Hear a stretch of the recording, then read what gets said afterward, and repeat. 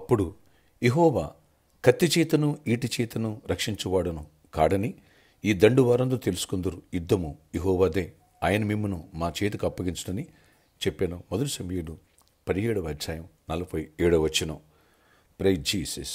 ఈరోజు July 4 Friday. Good morning. పరలోకనిస్తు సంఘబిడ్డలకు, ఆత్మీయులకు, దైవజనులకు, ఇతర రాష్ట్రాల్లో, ఇతర దేశాలు మన ప్రియులందరికీ కృపాక్షేమములు సమృద్ధిగా విస్తరించునుగాక. ఆమేన్. ఫ్రెండ్స్, ఇక్కడ చూడండి, దావీదు రోజు రోజుకి విశ్వాసంలో అంచెలంచెలు ఎదుగుతున్నాడు. నిన్నటి దినం ముందు విన్నాం, అన్నదమ్ములందరికంటే టాప్ ప్లేస్కి ఎదిగాడని. ఎలా ఎదిగాడు? కొన్ని విషయాలు విశ్వాసం గురించి మనం తెలుసుకుందాం. గడిచిన సండే నుంచి మనం టాప్ ప్లేస్లోనూ ఉండాలి. తలగా తప్ప తోగగా కాదు, పైవాడు తప్ప కిందవాడు కాదు, అప్పిచ్చువాడు తప్ప అప్పుచ్చుకునేవాడు కాదన్నాడు దేవుడు. ఏలువాడు నువ్వు, నేనెవరు ఏలకూడదన్నాడు.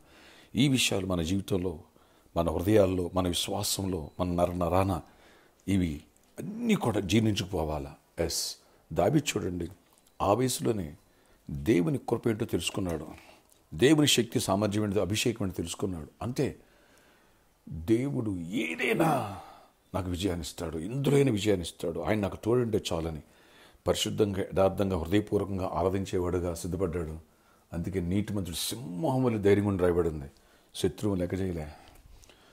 లక్షల మంది సైన్యం, సౌలు రాజు, వాళ్ళందరూ భయపడి వెనక్కి వెళ్ళిపోతే దావీదు ఒక్కడు ముందుకు వెళ్ళిపోయి, నేను టాప్ ప్లేస్లో ఉండాలి, ఆ ఒక్కడు నేను ఎందుకు కాకూడదని ముందుకు వెళ్ళిపోయి శత్రువుని జయించి, ఓకే, వాడి తల తెగ నరికి చేతులు పట్టుకుని వచ్చేసాడు. అక్కడ 50 వచనం చూసినట్టయితే, దావీదు ఫిలిష్తీయుని కంటే బలాఢ్యుడే, ఖడ్గము లేకయే ఒడిసెలతోనూ రాతితోనూ ఆ ఫిలిష్తీయుని కొట్టి చంపాను. చూడండి, దావీదు వయసు ఎంత? ఓ 17-18 ఏళ్ళు. వాడు వయసు ఎంత, వాడు ఎత్తు ఎంత, వాడి వెయిట్ ఎంత బైబిల్లో రాయబడింది, వర్ణించలేం. అంత హైటు, అంత బలాఢ్యుడు, అంత ఎక్స్పర్ట్. సౌలు రాజు చెప్పాడు, నీ వల్ల కాదన్నాడు. కానీ సింహాన్ని నుంచి, ఎలుగుబండి నుంచి నా గొర్రెలు కాపాడుకుని నేను వాటిని గడ్డం పట్టుకు చంపేశాను. అలాంటి దేవుడు, నాకు విజయం ఇచ్చిన దేవుడు, వీడంత ఆప్టర్లు అన్నాడు. అంతే. చూడండి, విశ్వాసంలో ఎదిగిపోయాడు. వీళ్ళు ఒక దెబ్బతో గులియాతను చంపేశాడు, విజయాన్ని దేవుడిచ్చాడు. Praise Jesus. ప్రభుకే మహిమ కలుగుగాక. ఆ తర్వాత దావీదు పరిస్థితి ఏంటి? టాప్, నెక్స్ట్ లెవెల్ తర్వాత రాజు అయిపోయాడు. అంతే.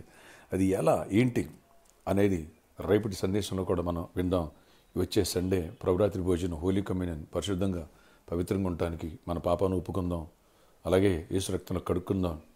బలహీనతలన్నీ విడిచిపెడదాం. ఇటు పరిశుద్ధుల విషయంలో నెంబర్ 1, ఆత్మీయత పరిచర్య విషయంలో నెంబర్ 1గా ఉండాలా. దావీదు పరిచర్య కూడా అలా చేశాడు. రేపు ప్రేయర్లో విందాం. అలాగే అన్ని విషయాల్లో కూడా, ఇటు ఫైనాన్షియల్ కూడా అన్ని విషయాలు టాప్ ప్లేస్లో, మన విద్యార్థులు కూడా టాప్ ప్లేస్లో ఉండాలి, టాపర్స్గా ఉండాలి. ఏదో కాలేజీకి వెళ్తున్నాను వస్తున్నాను కాదు, బిడ్డలు వింటున్నారా, ఫ్యామిలీ ప్రేయర్ పెట్టుకుంటున్నారా, ఒక ఇల్లు వస్తున్నాను కాదు, ఏదో మమ్మీ డాడీకి ఏదో కహానీలు చెప్పేసి బంక్ కొట్టి ఎక్కడ తిరగడం అవి కాదు. నువ్వు టాప్ ప్లేస్లో ఉంటావు నాన్న. రేపు ఒక కంపెనీ సీఈఓ కావాలా, రేపు ఒక కంపెనీకి నువ్వు ఎండీఓ కావాలా, ఆడబిడవైనా మగబిడవైనా సరే. అలాగే మన వాళ్ళు మంచి జాబ్స్ రావాలా.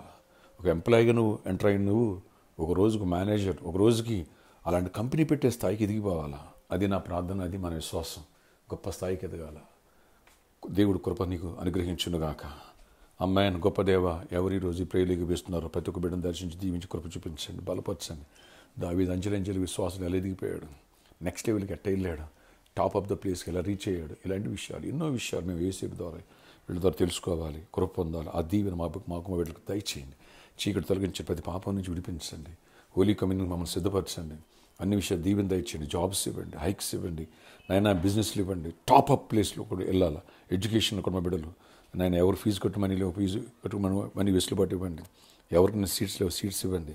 ఎవరు నన్ను ఆయా ప్రాంతాల్లో ఉంటున్నారో వాళ్ళందరూ కూడా బలపరిచి దీవించి కృప నుంచి గొప్ప కార్యాలు చేయండి. ప్రతి వారి అవసరాలు తీర్చండి, రెక్కలైన కాయండి. ఈరోజు బర్త్డే, వెడ్డింగ్ యానివర్సరీ దీవించి దీర్ఘాయుష్, కృపాక్షేమం, సమాధానం దయచేయండి. అన్ని విషయాలు సమాధానం ఇచ్చి నడిపించండి. ప్రతి వారి అవసరాలు తీర్చండి. ప్రయాణాలు తోడేయండి అయ్యా.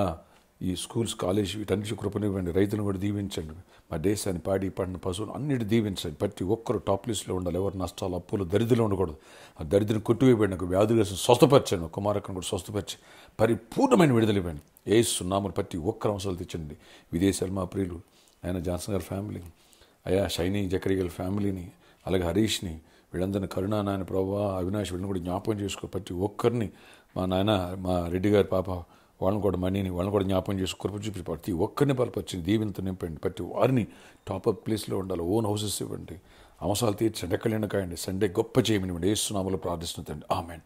రేపు స్పాన్సర్ మీట్ ఉంటుంది 4 గంటల నుంచి. మీ గాడ్ బ్లెస్ యు ఆల్.